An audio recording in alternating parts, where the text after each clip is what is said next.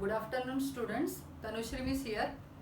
आता मी मराठीचे आन्सर्स कसे करायचे, बिग आन्सर्स, ते तुम्हाला सांगणार आहे। ओके, सगळ्यांनी पहिल्यांदा ना जे बिग आन्सर्स आहेत ते बाजूला घेऊन बसा, तरच तुम्हाला समजणार की मी काय सांगते ते। कळलं?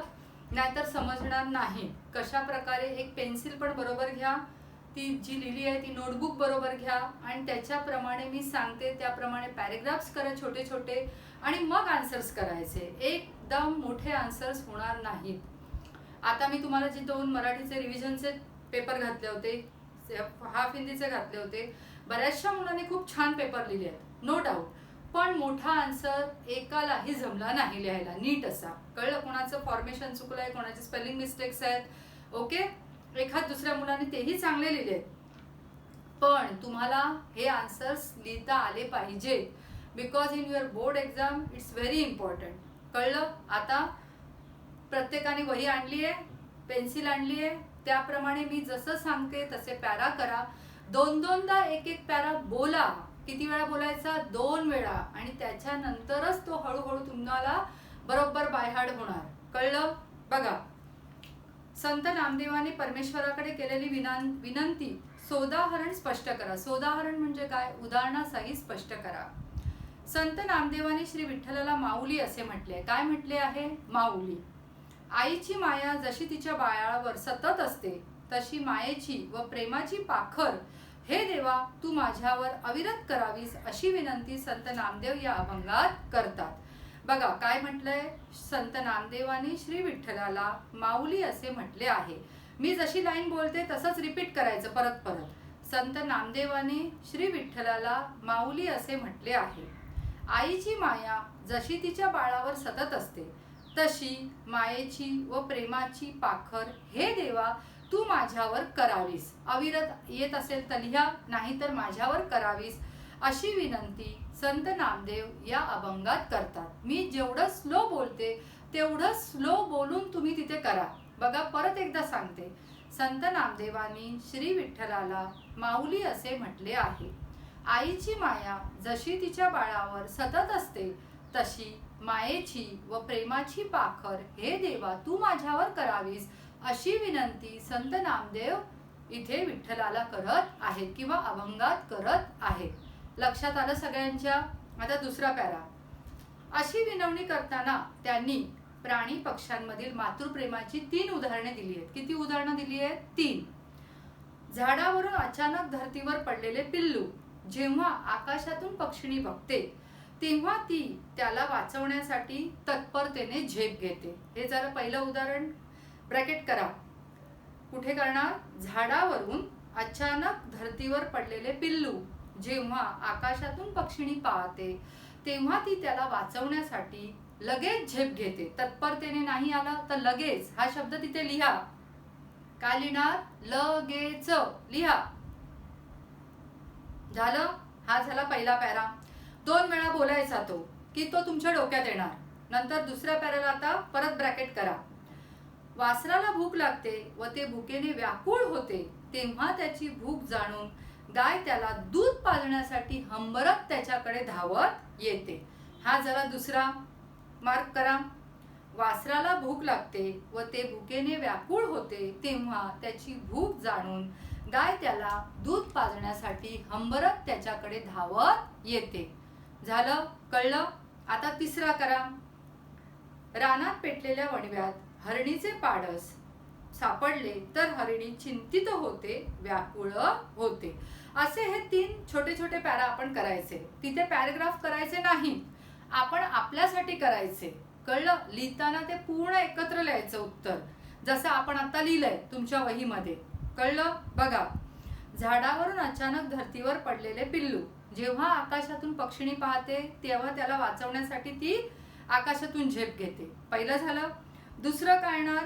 वासराला भूक लागते, ते जेव्हा हंबरते तेव्हा गाय काय करते? त्याची भूक जाणून त्याला दूध पाजण्यासाठी धावत येते। समजलं? हे 1-1 लाईन सारखे करा तर तुमच्या लगेच लक्षात येणार। तिसरं काय येणार? तर हरणीचे पाडस जेव्हा पेटलेल्या वणव्यात सापडते, तेव्हा हरणी काय होते? चिंतित होते, व्याकुळ होते। का? त्याला तिला वाचवायचं असतं। कळलं? आणि नंतर इथे पॅरा लिहिलंय, तो परत 3rd पॅरा। त्याप्रमाणे संत नामदेव श्री विठ्ठलाला काय सांगतायत, मातृप्रेमाचा वर्षाव आपल्यावर करायला सांगत आहेत. कळलं? श्री विठ्ठलाने पाण्याने भरलेला ढग होऊन चातकरूपी माझ्यावर मायेचा वर्षाव करावा असे नामदेव इथे विनंती करत आहेत. हा जो लास्ट पॅरा आहे ना, श्री विठ्ठलाने पाण्याने भरलेला ढग होऊन, ही जी ओळ आहे, ही ज्या विद्यार्थ्यांना जमते त्यांनी करा, नाही जमली तर नका लिहू, फक्त एवढंच लिहा. त्याप्रमाणे संत नामदेव श्री विठ्ठलाला मातृप्रेमाचा वर्षाव करायला सांगत आहेत. बस एवढं लिहिलं तरी तुमच्या आन्सर मध्ये जर मिस्टेक नसतील, तिन्ही उदाहरणं तुम्ही परफेक्ट लिहिली असतील, तरी तुम्हाला 2 मध्ये किंवा 3 मध्ये फक्त हाफ मार्क तुमचा जाईल, बाकी जाणार नाही. आणि नेहमी बोर्डाचं कोणीही आउट ऑफ मार्क्स देत नाहीत, हाफ मार्क्स कटच असतो, हे लक्षात ठेवा. कळलं? समजलं हे उत्तर कसं करायचं?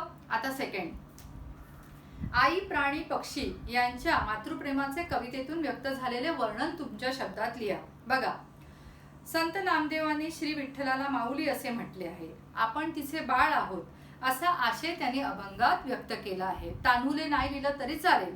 आपण तिचे बाळ आहोत असा आशय म्हणजे असा विषय त्यांनी ह्या अभंगात मांडला आहे, पण हेच लिहा. कळलं? नंतर बघा, माता बाळाची काळजी घेते, त्याचे दुखणे खुपणे मायेने पाहते, बाळाला संकटात बघून तिचा जीव कासावीस होतो. हे पहिलं ब्रॅकेट करा. ह्यामध्ये काय सांगितलंय? बाळ आणि आई. कळलं? ते लक्षात घ्यायचं आणि तसं लिहायचं. काय लिहिणार बघा, माता बाळाची काळजी घेते, त्याचे दुखणे खुपणे बघून काय होतं, तिला म्हणजे दुखणे खुपणे ती मायेने पाहते, बाळाला संकटात बघून, वो डिफिकल्टी में है, बाळाला संकटात बघून तिचा जीव काय होतो, कासावीस होतो. अपना बच्चा बहुत बड़े संकट में है, ये देखकर उसका जी क्या होता है, ऊपर नीचे होता है. समझ में आया? ध्यान में आया? पहले माता और छोटे से बच्चे का लिखना है, क्योंकि उन्होंने बताया है आई, तो आई के हिसाब से वो हो गया. अभी क्या बताया है? प्राणी. देखो, भुकेल्या वासरासाठी गाय धावत त्याच्या जवळ जाते, हरिणी आगीत सापडलेल्या बाळाच्या रक्षणासाठी वेगाने धावत जाते. बराबर, ये हो गए दोनों प्राणी. देखो, उसको भी ब्रैकेट करो, तो उस हिसाब से ही करते जाओ. पहले आई और बाळ का करो, फिर प्राणी का करो और फिर पक्षी का करो, तो तुम्हारे लिए वो बहुत इजी जाएगा. मैंने ये तुम्हारे ब्रीफ आंसर्स डाले हैं. जब तुम लोग वहाँ पे सबमिशन के लिए आओगे, मैं हर एक बच्चे को 1-2 मिनट ब्रीफ पूछेगी, वो आना चाहिए. आप लोग बाय हार्ट करके ही वहाँ पे 18 तारीख को सबमिशन के लिए आओगे, ध्यान में रखना. ओके, मैं हर एक को जो 10-10 मिनट दूंगी उसमें ही आना है, ये भी ध्यान में रखो. देखना, माता बाळाची काळजी घेते, त्याचे दुखणे खुपणे मायेने पाहते, बाळाला संकटात बघून तिचा जीव काय होतो, कासावीस होतो. ये हो गया पहला. सेकंड, भुकेलेल्या वासरासाठी गाय धावत जाते, हरिणी आगीत सापडलेल्या बाळाच्या रक्षणासाठी काय करते, वेगाने धावत जाते. ये हो गया दूसरा. तसेच झाडावरून पडत असलेल्या पिलाला वाचवण्यासाठी पक्षिणी त्याच्याकडे झेप घेते. अगर आपने फर्स्ट आंसर अच्छे से किया तो you can easily write down the second answer. समझ में आया? ध्यान में आया आपको कैसे करना है? 3 छोटे छोटे पैराग्राफ बनाओ और उसको 2-2 बार बोलो, अपने आप आंसर हो जाएंगे. या फिर मैं अभी बोल रही हूँ उस हिसाब से बुक सामने है, मेरे साथ बोलो. समझ में आया? आई मूर्तिमंत करुणा आहे, साक्षात दयाळू आहे. विठू माऊलीने देखील अशाच प्रकारे आपला सांभाळ करावा, आपल्या मनावर मायेची फुंकर घालावी असे नामदेव म्हणतात. आपको इतना बड़ा हाई लैंग्वेज नहीं जमा तो कैसे लिखोगे? देखो, आई मूर्तिमंत करुणा आहे, या फिर लिखो आई साक्षात दयाळू आहे. क्या लिखोगे? आई साक्षात दयाळू आहे. बराबर. विठू माऊलीने देखील आपला असा सांभाळ करावा असे संत नामदेव म्हणतात. समझा? You can cut. मूर्तिमंत करुणा आहे, कट करो. और ये भी आप कट करो, आपल्या मनावर मायेची फुंकर घालावी, ये भी कट करो. जिसको जमता है करो, जिसको नहीं जमता ये डिफिकल्ट वर्ड को कट करो और आंसर करो. समझ में आया? ध्यान में आया आप लोगों को कैसे आंसर्स करने हैं? अभी थर्ड वन जो मैंने आपको रिवीजन पेपर में डाला था और किसी ने भी अच्छा नहीं लिखा. देखो, मेघा म्हणे नामा म्हणे मेघा जैसा, विनवितो चातक जैसा. ओळीतील विचार सौंदर्य विशद करा, मतलब स्पष्ट करा. कोई बच्चों ने तो ये मैंने डालने के बाद भी पूछा है, मिस क्वेश्चन कहाँ है? देखो, आपका क्या बोलते हैं ना, कॉमन सेंस देखो कि आपको अगर टीचर ने कुछ डाला है तो क्वेश्चन वहां पे है, जरा पढ़ो उसको। देखो, संत नामदेव याने अंकिलामी दास तुझा या अभंगामध्ये श्री विठ्ठलाला भवसागरातून तारून नेताना काय केले, विनवणी केली आहे। मनातले भाव व्यक्त करताना मेघ आणि चातकाचा दृष्टांत दिला आहे। दृष्टांत म्हणजे काय, एक प्रकारे आपण उपमा दिली आहे एकमेकाची एकमेकांना। बघा आता इकडे सुद्धा मी तुम्हाला सोपी लँग्वेज सांगते।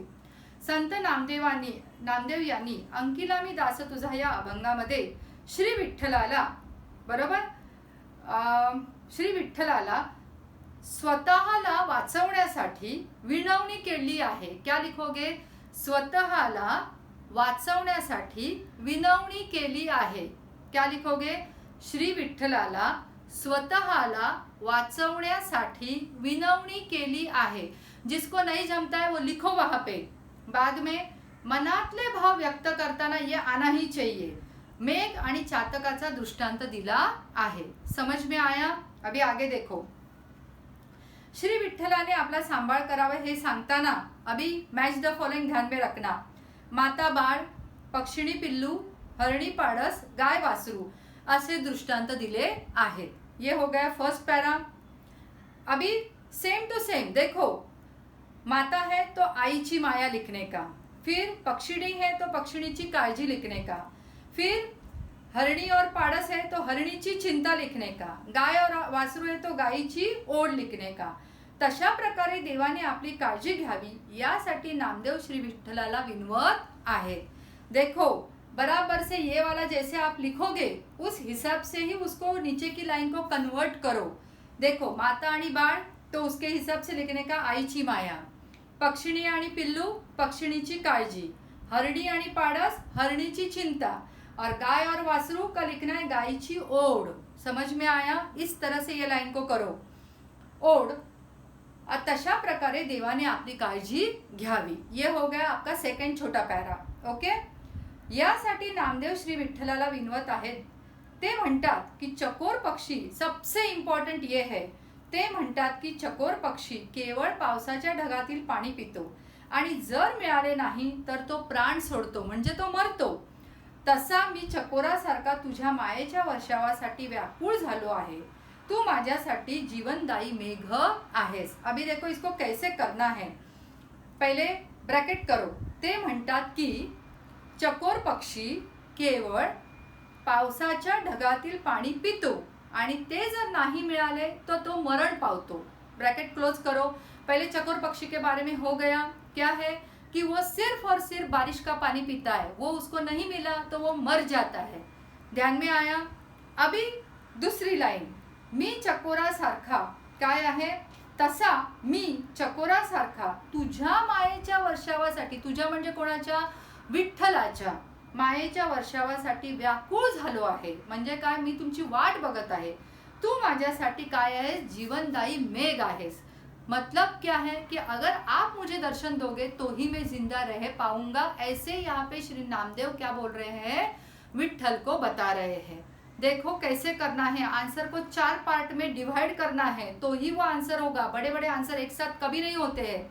देखो पहिले श्री विठ्ठलाने आपला सांभाळ कसा करावा हे सांगताना माता बाळ, पक्षिणी पिल्लू, हरणी पाडस, गाय वासरू असे दृष्टांत दिले आहेत। First para. फिर सेकंड चालू करो ब्रॅकेट, आईची माया, पक्षिणीची काळजी, गायीची ओढ आणि हरणीची चिंता, तशा प्रकारे देवाने आपली काळजी घ्यावी यासाठी नामदेव श्री विठ्ठलाला विनवत आहेत। सेकंड हो गया। सबसे इम्पॉर्टंट, ते म्हणतात की चकोर पक्षी पावसाच्या ढगातील पाणी पिऊनच काय राहतो, जिवंत राहतो, ते नाही मिळाले तर तो मरण पावतो। ये हो गया थर्ड ब्रैकेट ऐसे। फिर तसा मी चकोरासारखा तुझ्या मायेच्या वर्षावाचा काय करत आहे, व्याकुळ झाले तुझ्या मायेच्या वर्षावासाठी आणि तू काय आहेस, माझ्यासाठी जीवनदायी मेघ आहेस। समझ में आया? 2-2 3-3 बार वो छोटे छोटे जो मैं करके दिया है तुमको ब्रैकेट, उसको पढ़ो तो ही ये समझ में आएगा और ये अभी काम आपको करना ही पड़ेगा। समझ में आया? ध्यान में आया? अभी मैंने नोट्स दिए, रिवीजन लेक्चर कैसे करते हैं बताएं, फिर तुम्हारे पेपर्स भी लिए हैं, पेपर्स में आपने वर्कशीट अच्छे सॉल्व किए, फिर भी वो अपनी कौन खुशी, बाद में और भी कोई लोग हैं कितने सारे मिस्टेक्स है उसमें। शांति से पेपर लिखो। आप लोग पेपर लिखने के लिए, टीचर के मुंह पे मारने के लिए पेपर मत लिखो। पेपर लिखना है। मेरी एसएससी की एग्जाम नहीं है, तुम्हारी एग्जाम है। और ये सब कुछ जो वातावरण है लॉकडाउन का, इसमें स्कूल कब खुलेंगे, क्लासेस कब खुलेंगे पता नहीं, लेकिन मेरे तरफ से मैं 75% आपको बराबर से दे रही हूँ।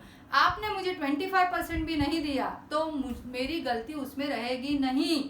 ध्यान में रखिए। बहुत सारे बच्चे देख के लिख रहे, अभी भी देख के लिख रहे। पेपर भी बहुत सारे लोगों ने पेपर देख के लिखा है। मुझे पता चलता है एक मिस्टेक तो होनी जरूरी है वर्कशीट में, जो आपने पेपर लिखा है उसमें एक भी मिस्टेक नहीं है, मतलब मुझे समझ में आ ही जाता है। समझ में आया। अभी का जो पेपर मैं दूंगी 16 और 17 को, पेरेंट्स बी अलर्ट। आपके बच्चों की डायरेक्टली बोर्ड एग्जाम अगर हो गई गलती से, तो बीच वाले ये जो मेरे एग्जाम हैं वही बहुत इंपॉर्टेंट रहेंगे। आपको उनके बाजू में कोई भी मटेरियल रखना नहीं है, सिर्फ और सिर्फ मेरी पीडीएफ आएगी, वही उसके ऊपर ओपन दिखनी चाहिए। स्पेशली मैं ऋषिता के भी पेरेंट्स को मैं वही बनना चाहती हूँ, क्योंकि मिस्टेक्स नहीं होते हैं। उसके वर्कशीट में भी नहीं मिले मुझे और इसमें भी ज़्यादा मिले नहीं हैं। और इतना जितना मैं जानती हूँ 9th स्टैंडर्ड से बच्चों को, उनके किधर एक मिस्टेक्स हो सकते हैं मुझे डेफिनेटली पता है। तो वो कोई बच्चे जो है उनके आजू बाजू में मटेरियल ना हो, ये अभी पूरी टोटली 100% जवाबदारी पेरेंट्स की रहेगी, तो ही वो पेपर लिखेंगे, उसका कुछ मतलब रहेगा। ये आप ध्यान में रखिए। अदरवाइज इतना पढ़ाने का, इतना लिखवाने का, और बच्चों ने इतना कुछ लिखा है कि आपने देखा होगा तो नोटबुक आधे तक भरे होंगे इनके। टर्म तक का मेरा पोर्शन कंप्लीट है। सो प्लीज आपका कोऑपरेशन मुझे पेपर के टाइम चाहिए ही चाहिए। ओके। अभी मैंने आज एक ही लेसन आपका पोएम का बताया, ये एक ही पोएम का आप बहुत अच्छे से करो और 2-3 दिन इसको लगेगा। उसके बाद मैं आपका एक बार ओरल लेने के लिए मैं आपको फोन करेगी। ओके। उसके बाद ही हम लोग करेंगे योगी सर्वकाल सुखदाता के आंसर्स में आपको एक्सप्लेन करूंगी। Okay, bye.